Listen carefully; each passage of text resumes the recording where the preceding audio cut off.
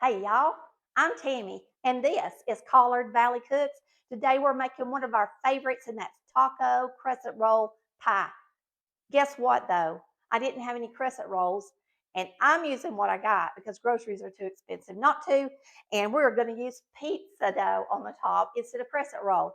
Of course, you can use crescent roll. You could use canned biscuits. You could use anything, uh, corn chips, tortilla chips, whatever you want to use.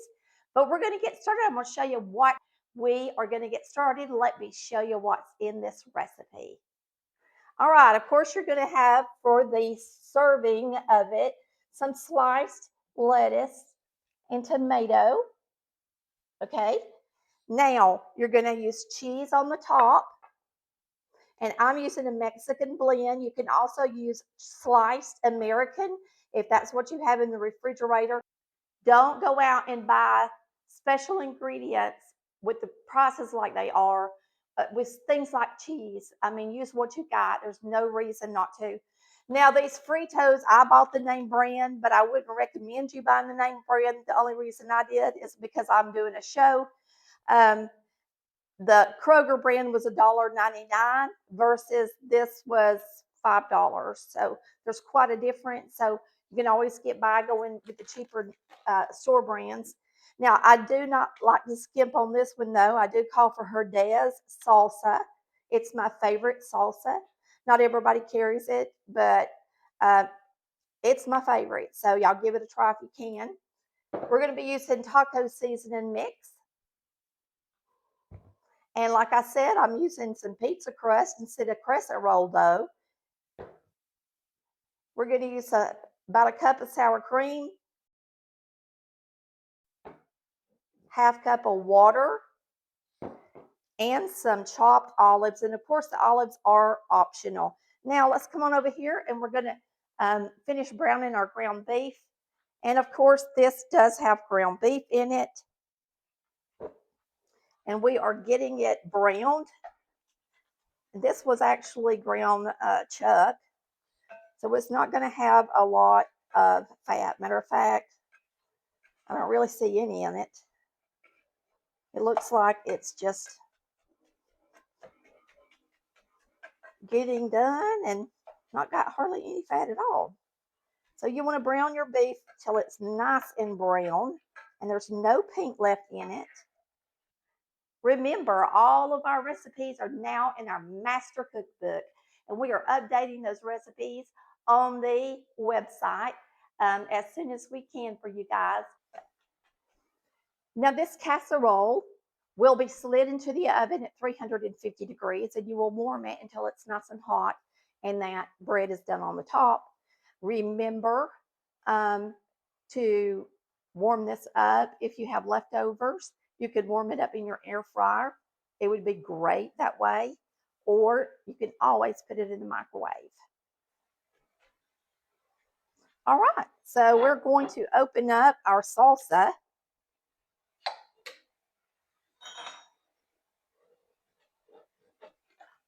Those things are really handy if you don't have one. We are not going to drain our beef because it doesn't have hardly anything in there to drain. And of course, I used lean, and there's just nothing in there really to drain. So I'm going to put in, you're supposed to put in a pack of taco seasoning if you buy it like I do.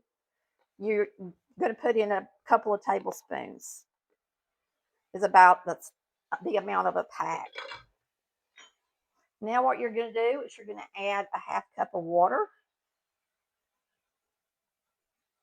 And then you're going to add a half cup of salsa. You can use the same container.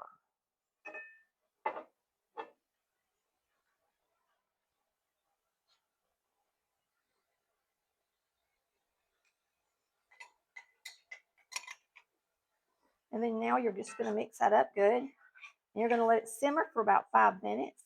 But do a good job mixing it. It smells good already. Some of my beef's not chopped up too good, so I may use my chopper in it again. If you don't have a ground beef chopper, they are so reasonable. You can get them through our website. You can get them at the dollar store or Walmart, wherever. And oh my gosh, they're good to have. They really do a good job chopping up your ground beef. For dishes like this, it's just so much better.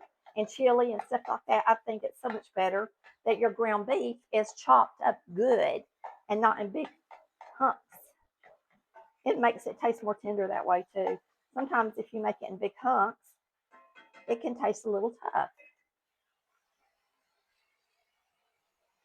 Well, this looks good and it's done pretty much. Once you see that there's nothing left in the bottom of the skillet like this, then you need to turn it off. See that? So we're going to turn it off. All right. We're just going to bake it in this container. There's absolutely no reason why you can't. If you go ahead and brown your beef in something that can go in the oven, then you could just slide it right into the oven. I'm just going to flatten this on the bottom, and we are going to top it with a few things. They tell you to crush your corn chips. Y'all, now the recipe tells you to crush up your corn chips, but me and Chris like them whole. I'm just going to throw them in here whole. That's up to you what you want to do with yours, but that's how we like it.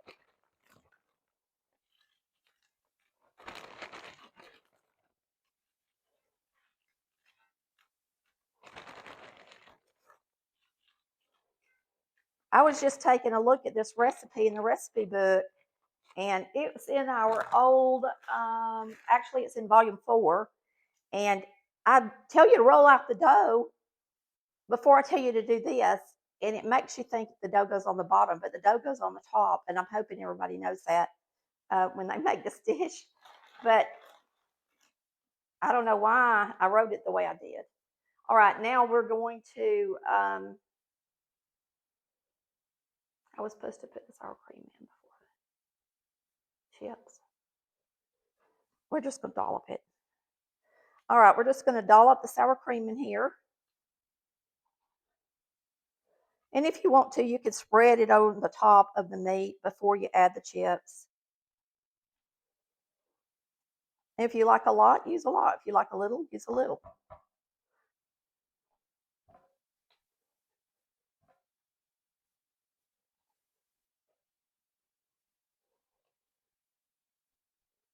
All right, looks good to me. Now, we are going to put some olives on it. I think I'll do half and half because Chris is not a big olive fan. Somebody told me they got this can opener the other day, and she said, I was so tired of my can opener. It was killing my hands, and I was just about to give up and didn't know what to do. And I got that can opener from you, and it is wonderful. So if you do have arthritis, it really is good for your, it's really easy to open a can with it. Okay. It's got a really big ball handle on it. You can show them that, Chris. And so it's really easy to use. Now these olives are actually crushed up in like little bits. They're not like pieces of olive, and Chris can't pick those off of his side. So I'll be putting them on one side. I love them. I love these kind of olives on a Philly cheese. Oh, with mayonnaise and salt and pepper. I mean, it's so good to me. Chris wouldn't eat that for nothing. All right. Now we're going to put the cheese on it.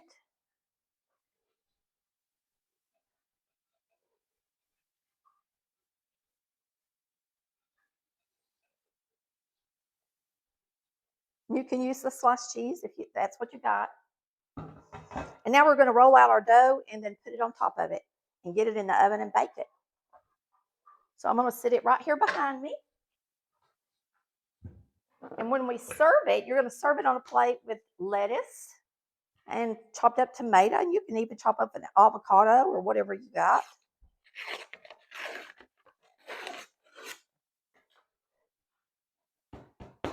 And like I said, the recipe does call for crescent roll dough, but I didn't have any available, so I'm using what I got. All right, we're going to get out just a little bit of flour Don't take much. We're going to try to pull this apart.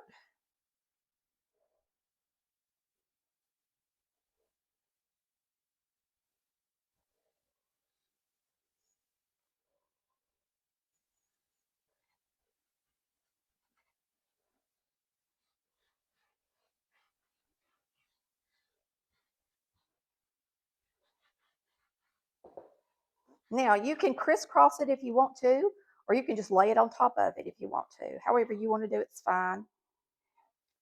I'm going to cut some strips in it and try to make it pretty. And then before it gets done, if you want to brush it with a little bit of melted butter, you can do that too. Be pretty.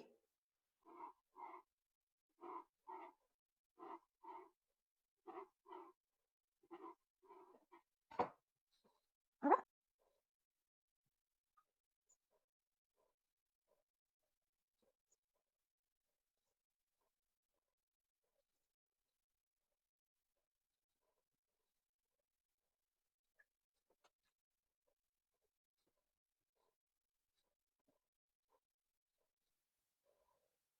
All right, that's good enough. And then once this gets to go, and I'm just going to fold these around the edges. And once this gets to cooking and it gets nearly brown, like I said, you can brush it with a little butter if you want to. It'll be pretty. You can move your dough around, make it look even. There it is. Now, I didn't go to the trouble of actually crisscrossing them on top of each other because this dough is very delicate and it would fall to pieces on me.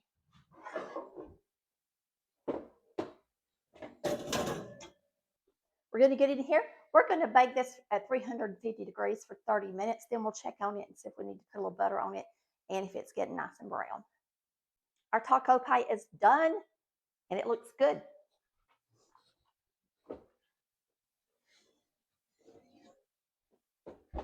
It got nice and brown around the edges. It looks really good. I'm going to take a pat of butter and go over the top just a little bit. You like the smell of this, kitty? I think my cat likes the smell of it. Do you know what is so strange, y'all? Is for some reason, our cats like Italian food and like Doritos and like taco, anything that's spicy like that, they seem to want. And they don't normally want type food, but if we ever eat something that's like that, they want it. It's the strangest thing. And then one time, our Maple did want some toasted coconut. That was so funny. Of all things, we were like, she's going to want toasted coconut. All right, that looks good. We're going to get us out a dip of it. I am going to go ahead and slice up a little bit of tomato. And I am feeling a lot better. Those of you that know that I've been sick, if you're watching this as soon as it comes out, you can tell my voice is not quite completely there, but it's really close. Close enough today, I was like, I'm getting in the kitchen. I'm actually cooking two things today. I'm going to make a cake as well, and y'all will see that over the weekend. All right, this is a meal that you can feed quite a few with, at least, and have some leftovers with. We're going to feed the neighbors again, I hope, tonight. If they want something, we're going to send it to them. And we're going to take this avocado. While I got this knife, I'm just using it. You just go around it like so. Then you twist it. And if it's perfectly ripe, all you have to do is squeeze it and the ball comes out. If the ball doesn't fall out easy, that means your avocado is really not perfectly ripe. Okay, it's really not ripe.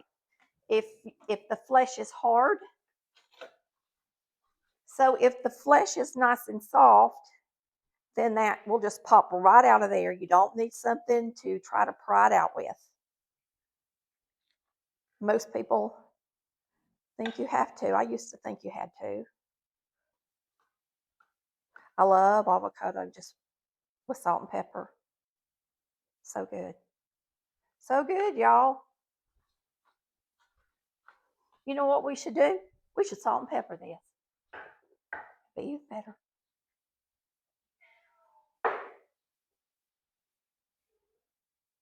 Be even better. All right, let me rinse this off my hands. And we're going to dip this out something for supper.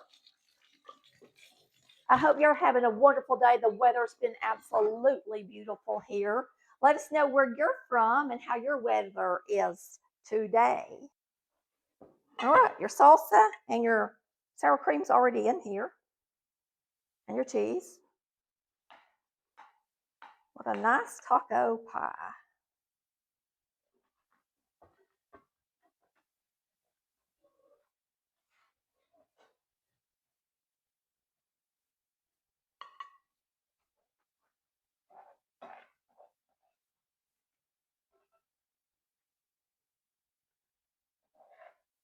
Looks good.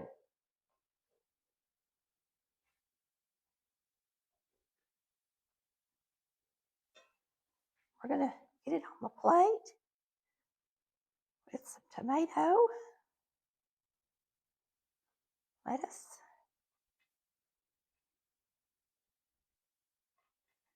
a little bit of avocado. And I'm going to taste it for y'all.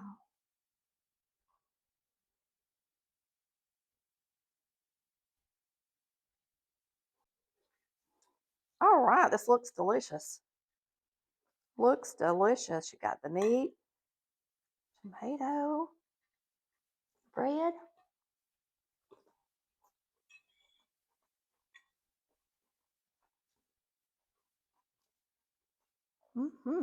Let's taste this pizza dough on it. See how that tastes.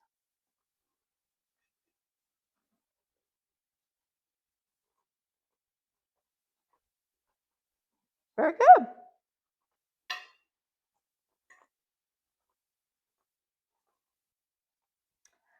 It's absolutely delicious. And I know you're going to love our taco pie. And the kids love it too. We'll see you next time on Collard Valley Cooks, where we cook like Mama did. Y'all remember to go get that master cookbook now. See ya. Bye. I love you.